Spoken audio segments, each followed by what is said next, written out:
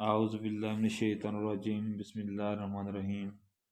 Dear students, आज का जो हमारा टॉपिक है, टॉपिक का नाम है प्रोबेबिलिटी। टॉपिक का नाम है हमारा प्रोबेबिलिटी। प्रोबेबिलिटी असल में होता क्या है? चांस ऑफ अकरेंस, यानी कोई भी चीज़ है। अब जैसे हमारे पास यहाँ पर एक जार है, जार में कुछ बॉल्स हैं और हम यहाँ से क्या करते हैं, कोई एक बॉल बाहर निकालते हैं, तो क्या चांस है कि कौन सी बॉल के ज़्यादा चांस हैं कि वो बाहर आएगी। अब यहाँ पर उसने लिखा है more likely to choose red ball. इसी तरीके से इसमें उसने लिखा है जी, अगर हम यहाँ से रेड बॉल निकालें तो उसके ज़्यादा चांस हैं कि हमारी रेड बॉल आएगी। इसी तरीके से अब इन बॉल्स के अंदर हम देखें तो यहाँ पर भी तकरीबन रेड बॉल के ज़्यादा चांस हैं, लेकिन अगर हम यहाँ से ब्लैक बॉल निकालें तो चूंकि ब्लैक बॉल है नहीं, इसलिए ब्लैक बॉल के बाहर आने का, यानी जार से बाहर आने का चांस नहीं है। तो इस तरह के चांस जो ना हो उसको बोलते हैं इम्पॉसिबल चांस या इम्पॉसिबल इवेंट। ठीक है, तो अब इनको हम मज़ीद डिटेल में थोड़ा आगे पढ़ते हैं। सबसे पहले आप लोगों को प्रोबेबिलिटी का पता हो कि प्रोबेबिलिटी क्या होती है। प्रोबेबिलिटी, इसकी डेफिनेशन है the chance of occurrence. The chance of occurrence, मैं डेफिनेशन लिख देता हूँ। प्रोबेबिलिटी की डेफिनेशन मैंने लिख दी है, द चांस ऑफ अकरेंस, यानी किसी भी चीज़ की अकरेंस के चांस को हम क्या बोलते हैं? प्रोबेबिलिटी। तो मज़ीद हम इसको देखते हैं, डिस्कस करते हैं। तो नेक्स्ट है जी, यहाँ पर देखें, यहाँ पर जो दो तालिब इल्म समझ लें या दो खिलाड़ी समझ लें, ये एक गेम खेल रहे हैं। ये एक गेम खेल रहे हैं, तो अब इसमें क्या चांस हैं कि कौन जीतेगा। उसके अलावा अगर साथ देखें तो ये बादल बने हुए हैं, यहाँ बारिश होने के कुछ चांस हैं। तो अब देखते हैं कि ये हमारे जो खिलाड़ी थे, इन खिलाड़ियों में से कौन जीतेगा। अब पहला खिलाड़ी कहता है I will win this game, ये गेम मैं जीतूंगा। दूसरा कहता है I will win this game, दूसरा कहता है कि ये गेम मैं जीतूंगा। अब दोनों के पास तो ये चांस नहीं है कि दोनों गेम जीत जाएं, इनमें से एक गेम को हारेगा और दूसरा गेम को जीतेगा। ठीक है, तो कौन हारेगा और कौन जीतेगा, इसके लिए हम एक अंदाज़ा लगाते हैं। इसके लिए हम एक अंदाज़ा लगाते हैं और उस अंदाजे को हम बोलते हैं जी प्रोबेबिलिटी। जो हम अंदाज़ा लगाते हैं उस अंदाजे को हम बोलते हैं जी प्रोबेबिलिटी है। अच्छा जी, अब यहाँ पर कहता है I shall probably go to Karachi this month. यहाँ पर उसने कहा है कि शायद मैं इस महीने कराची जाऊँगा, शायद वो कराची चला जाए। अब उसने कह दिया, अब ये ज़रूरी तो नहीं है कि वो कराची जाएगा, वो जा भी सकता है या नहीं भी जा सकता, लेकिन एक चांस है। इसी तरीके से नेक्स्ट देखें जी, नेक्स्ट हमारे पास है जी it is likely to rain today, आज बारिश हो जाए, तो बारिश हो भी सकती है या नहीं भी हो सकती। तो ये इस तरह की जो चांस ऑफ अकरेंस होती है उसको हम बोलते हैं जी प्रोबेबिलिटी। अब इसकी मज़ीद मिसालें देखते हैं। जो हमारे पास प्रोबेबिलिटी है वो वर्ड प्रोबेबिलिटीज से निकला है, प्रोबेबिलिटीज। तो उसका वो जो वर्ड है लातीनी ज़बान का वर्ड है और उसका मतलब है प्रोबेबिलिटी। प्रोबेबिलिटी बोलते हैं सच्चाई को, प्रोबेबिलिटी इसका मतलब है जी सच्चाई। या हम यूं समझ लें कि ये बात कितनी हद तक सच है। ठीक है, तो अब हम इसको ज़रा देखते हैं, हमारे कुछ चांस हैं, चांस ऑफ अकरेंस, उसको ज़रा देखते हैं। ये हमारे पास क्या है, एक जार है। ये हमारे पास एक जार है। अब इस जार के अंदर कौन कौन सी बॉल्स हैं? इसके अंदर रेड बॉल भी है, इसके अंदर हमारे पास ब्लू बॉल भी है और इसके अंदर हमारे पास एक ग्रीन बॉल भी है। अगर हम देखें तो हमारे पास मतलब हम यूं कहते हैं जैसे आंखें बंद करके हम कोई बॉल उठाएं, आंखें बंद करके बॉल उठाएं, या जार में देखे बगैर हमने एक बॉल उठानी है, तो क्योंकि रेड बॉल्स ज़्यादा हैं तादाद में, तो इसलिए रेड बॉल बाहर आने के चांस भी ज़्यादा हैं। तो अगर हमारे पास किसी जार में कुछ बॉल्स हों और उनमें से एक चीज़ ज़्यादा मिकदार में हो, जैसे हमारे पास ये रेड बॉल हैं और इनके आने के चांस भी ज़्यादा हों, तो उसके लिए हम लफ्ज़ इस्तेमाल करते हैं मोर लाइकली, यानी more likely to choose red ball. ठीक है, यानी यहाँ पर जो सुर्ख बॉल है या रेड बॉल है, उसके आने के चांस ज़्यादा हैं, तो इसलिए हमने इसके लिए वर्ड इस्तेमाल किया मोर लाइकली। तो मोर लाइकली जो इवेंट होंगे उसमें ये होगा कि हमारे पास जो आउटकम है, हमारे पास जो रिजल्ट है, उसके चांस ज़्यादा हों। इसी तरह अब अगर हम इसी जार के अंदर हम कहें जी इसके अंदर ब्लैक बॉल निकालें, जब ब्लैक बॉल होगी नहीं, तो इस तरह के इवेंट को हम बोलेंगे इम्पॉसिबल इवेंट, यानी ये हो ही नहीं सकता, यानी इस तरह का इवेंट हो ही नहीं सकता। लेकिन अगर हम ये देखें कि हमारे पास एक बॉल है, एक बॉल है, और मतलब इस जार के अंदर ना जो हमारे पास बॉल्स हैं वो सारी सेम कलर की हो जाएं, मिसाल के तौर पर ये भी रेड कर दें, ये भी रेड कर दें, ये भी रेड कर दें, ये भी रेड कर दें, ये सारी क्या हैं रेड बॉल। अब फर्ज करें इसके अंदर सारी रेड बॉल हों, तो अब हम जो भी बॉल उठाएंगे वो रेड बॉल ही आएगी। तो इस तरह के चांस को हम बोलते हैं श्योर इवेंट या यकीनी इवेंट। तो इसमें क्या होगा, इसमें ये होगा कि तमाम बॉल्स में से जो बॉल उठाएंगे वो वही होगी जो हमने रखा हुआ कि ये बॉल निकलेगी। ठीक है, यहाँ पर देखें कुछ बेसिक कंसेप्ट हैं, प्रोबेबिलिटी के कुछ बेसिक कंसेप्ट हैं। बेसिक कंसेप्ट ऑफ प्रोबेबिलिटी, यानी हम प्रोबेबिलिटी को पढ़ने से पहले कुछ चीज़ें हैं जिनके मुतल्लिक हमें मालूम होना ज़रूरी है। सबसे पहला नंबर है जी एक्सपेरिमेंट। एक्सपेरिमेंट क्या होता है, ये एक तजर्बा होता है। मिसाल के तौर पर हम एक सिक्के को उछालते हैं, ये जो सिक्का होता है 5 रुपये वाला या 10 रुपये वाला या 2 रुपये वाला, इसको हम उछालेंगे और जैसे ये टॉस वगैरह करवाते हैं, तो उसमें दो चांस होते हैं सिक्के का, या तो हेड आएगा या फिर सिक्के का दूसरा सिरा होता है। अब जैसे हम देखें तो एक सिक्के के एक साइड पे ना चांद तारा बना होता है और दूसरी साइड पे कोई नंबर लिखा होता है। तो जब हम टॉस करते हैं तो उसके क्या चांस हैं, उसमें उसके चांस ये हैं, या तो उस सिक्के का हेड आ जाएगा या फिर उसकी दूसरी साइड आ जाएगी जिसको हम टेल बोलते हैं। यहाँ पर देखें ये सिक्का उछाला जा रहा है, तो जब सिक्का नीचे गिरेगा तो इसके दो चांस होंगे, यानी या इसका चांद तारे वाला सिरा आएगा या दूसरा जिस साइड पे नंबर लिखा होता है। तो इसके अंदर जो हम हमारे रिजल्ट हैं, पॉसिबल रिजल्ट जिनके आने के चांस हैं, उनको हम बोलते हैं जी सैंपल स्पेस। इसी तरह अब हमारे पास ये लूडो वाला छक्का है। लूडो वाले छक्के के ऊपर जो होते हैं 6 नंबर होते हैं।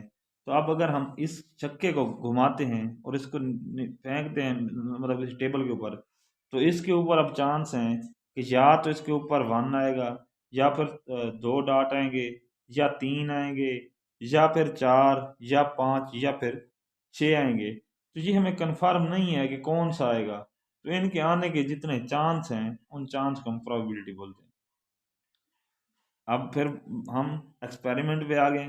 एक्सपेरिमेंट, अब वही बात कि अगर हम कोई सिक्का उछालेंगे या एक डाइस, यानी छक्के को बोलते हैं, डाइस छक्के को बोलते हैं, उसको रोल करवाएंगे, तो रोल करवाने से हमें जो रिजल्ट मिलते हैं, तो इस तरीके से हम क्या करते हैं, ये एक एक्सपेरिमेंट करते हैं और एक्सपेरिमेंट में हमें कुछ रिजल्ट मिलते हैं।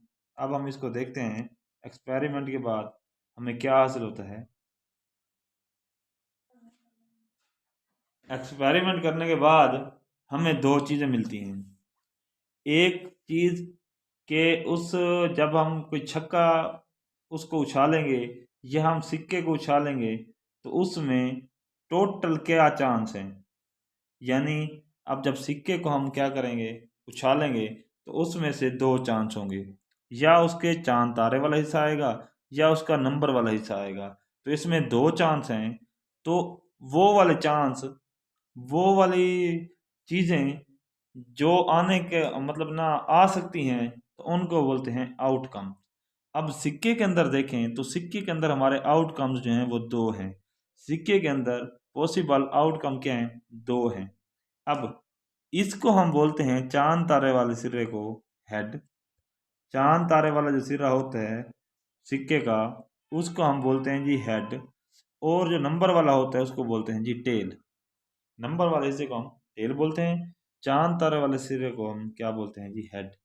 अब जो हमारे पास क्या होगा, सिक्का होगा, तो सिक्के की आउटकम्स क्या होंगी, दो होंगी, या हेड होगा या फिर टेल होगी। ये यहाँ पर देखें, या हेड होगा या फिर टेल होगी। अब इसी तरीके से अगर हम क्या करते हैं, हम छक्के की बात करते हैं, तो छक्के में जो नंबर आने के चांस हैं वो 6 हैं। नंबर आने के चांस क्या हैं, 6 हैं। यानी एक हो गया, दो, तीन, चार, पाँच, छः। तो अब छक्के के केस में जो हमारी आउटकम होंगी वो 6 होंगी, यानी जिसमें एक, दो, तीन, चार, पाँच और 6 है। ठीक है, यानी टोटल चांस कितने हैं, उससे क्या क्या आ सकता है, तो वो होगी आउटकम। इसी तरीके से अब हम जाहिर सी बात है एक छक्के को जब गिराएंगे, तो अब जब गिराते हैं तो हम कहते हैं जी फर्ज करें छक्के पर दो आ गया, छक्के पर दो आ गया, तो ये हमारा क्या होगा, फेवरेबल आउटकम। यानी जो हमने फेवरेबल आउटकम का मतलब ये होता है कि जो आउटकम हमें चाहिए, जो रिजल्ट हमने बोला है। मिसाल के तौर पर कोई बंदा छक्का को घुमाता है और कहता है हाँ भाई बोलो छक्के के ऊपर क्या आएगा, तो दूसरा जो होता है मतलब बूझने वाला, वो कहता है जी दो आएगा। तो कितने चांस हैं उसके आने के, यानी 6 नंबरों में से चांस है एक दफा दो आने का। तो इस जो दो आया है हमारे पास, इसको हम बोलते हैं फेवरेबल आउटकम। यानी सारी की सारी आउटकम जिनके आने के चांस हैं, तो उसे हम बोलते हैं आउटकम। सारे के सारे नंबर जिनके आने के चांस हों उन्हें बोलते हैं आउटकम। और जो हमने बूझना है, जो हमने कहना है कि जो ये आएगा, इसको बोलते हैं फेवरेबल आउटकम। ठीक है, यानी अब छक्के के ऊपर जो फेवरेबल आउटकम है वो दो है। अगर हम सिक्के की बात करें तो वो हमारी टेल हो गई, यानी टेल वाली साइड ये वाली। तो ये हमारी क्या है, आउटकम है। एक बात याद रखें, जो सिक्के का केस है उसमें possible number of outcome in tossing a coin is 2। अभी मैं बता चुका हूँ कि हमारे पास अगर सिक्के को टॉस करेंगे तो पॉसिबल जो आउटकम होंगी वो दो होंगी। आउटकम का मतलब होता है कि आने वाली शय। उसके बाद अगर हम डाइस की बात करें तो उसमें जो पॉसिबल आउटकम है वो 6 है। इस चीज़ को हम मज़ीद मुख्तसर करें तो हम ये कह सकते हैं कि सिक्के के ऊपर क्या क्या आ सकता है, सिक्के के ऊपर क्या क्या आ सकता है, तो वो हमारा हो गया आउटकम। डाइस के ऊपर क्या क्या आ सकता है, तो ये हमारी हो गई आउटकम। हमें क्या चाहिए, डाइस के ऊपर दो चाहिए और सिक्के के ऊपर टेल चाहिए, तो ये हमारी फेवरेबल आउटकम हो गई। तो अब इसके अंदर अगर हम ज़रा देखें तो यहाँ पर लिखा हुआ है an outcome that represent how many times we expect things to happen. जो आउटकम होती है वो क्या होती है, वो एक एक्सपेक्टेशन होती है, एक तवक्को होती है कि वो चीज़ कितनी दफ़ा हो सकती है, और इसे हम बोलते हैं जी फेवरेबल आउटकम। ठीक है, अब मिसाल के तौर पर हमारे पास क्या होता है, जब हम टॉस जीतते हैं तो एक फेवरेबल आउटकम होती है और वो हेड होता है। या मिसाल के तौर पर हम सिक्का उछालते हैं और हम कहते हैं जी ये इसकी टेल आएगी, और वो टेल अगर आ गई तो वो हमारी हो गई फेवरेबल आउटकम।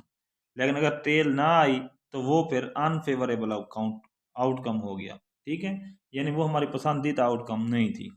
ठीक है, इसी तरह हम जब छक्के को नीचे गिराते हैं तो अगर कह देते हैं कि छक्के के ऊपर एक आएगा, अगर एक आ गया तो वो हमारा फेवरेबल आउटकम हो गया, अगर एक ना आया तो वो अनफेवरेबल आउटकम हो गया। ठीक हो गया।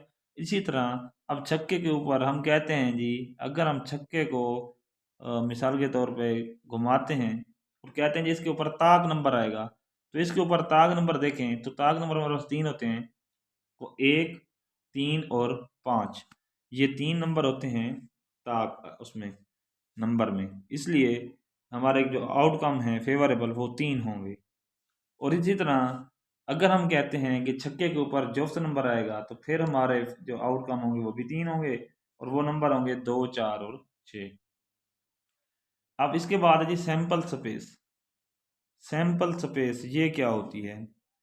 अगर हमारे पास जो पॉसिबल आउटकम है या जिसको हमने आउटकम का नाम दिया है, उन आउटकम को करली ब्रैकेट, यानी ये इस तरह की ब्रैकेट होती है, इस ब्रैकेट के अंदर हम कोमा की मदद से तमाम अरकान को अलहदा करके लिख दें तो ये हमारे पास सैंपल स्पेस होती है।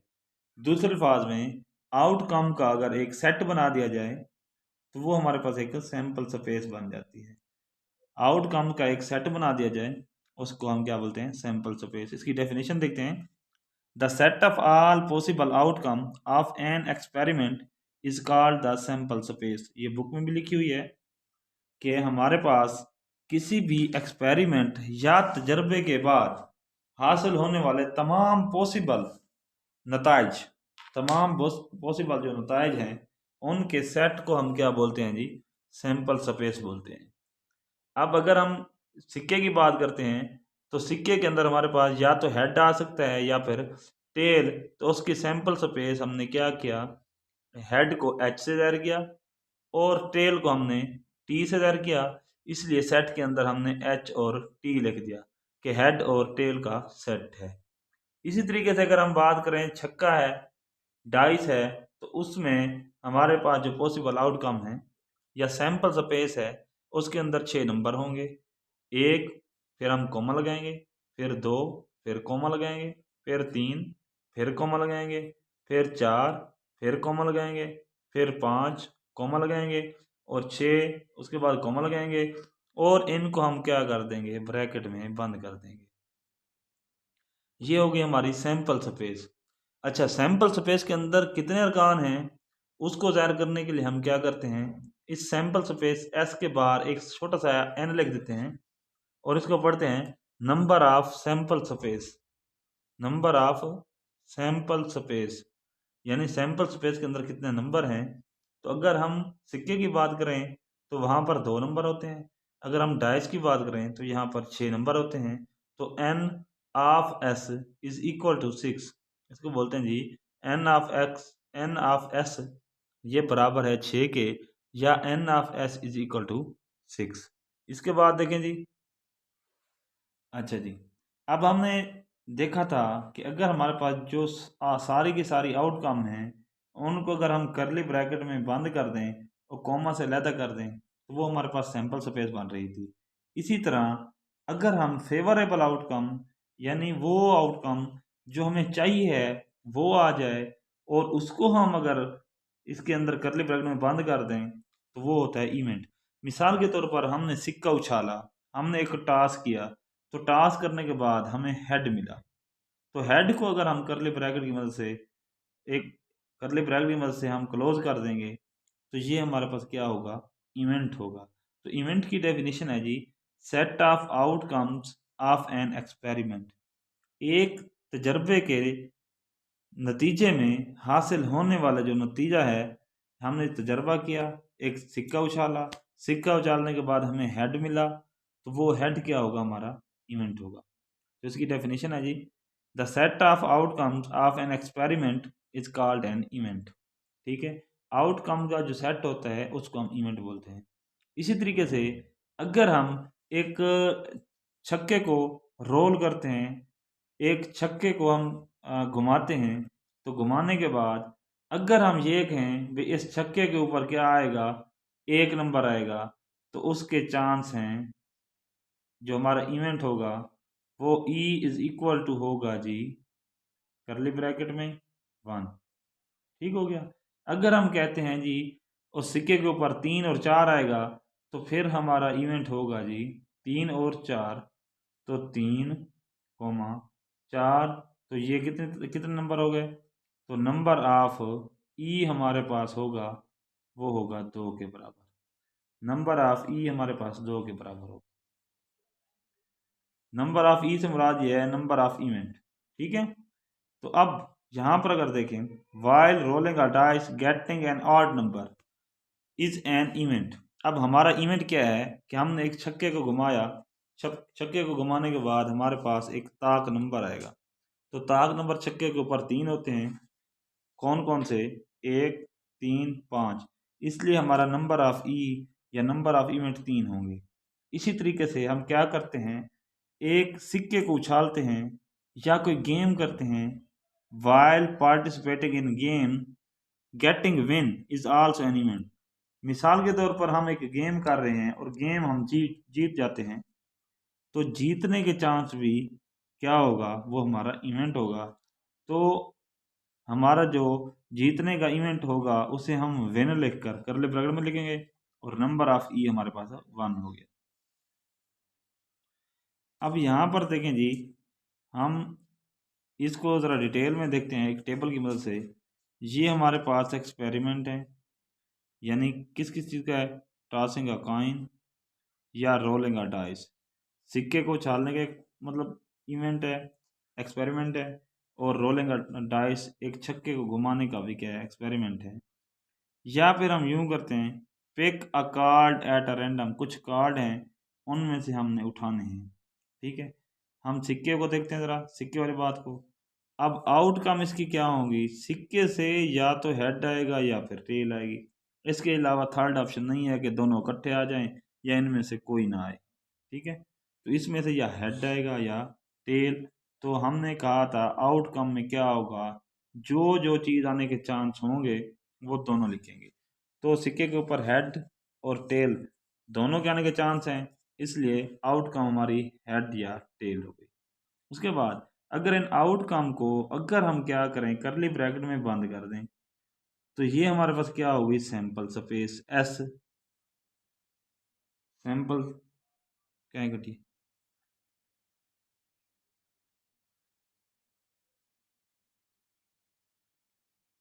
मैं इतनी देर तो गांधा पिया।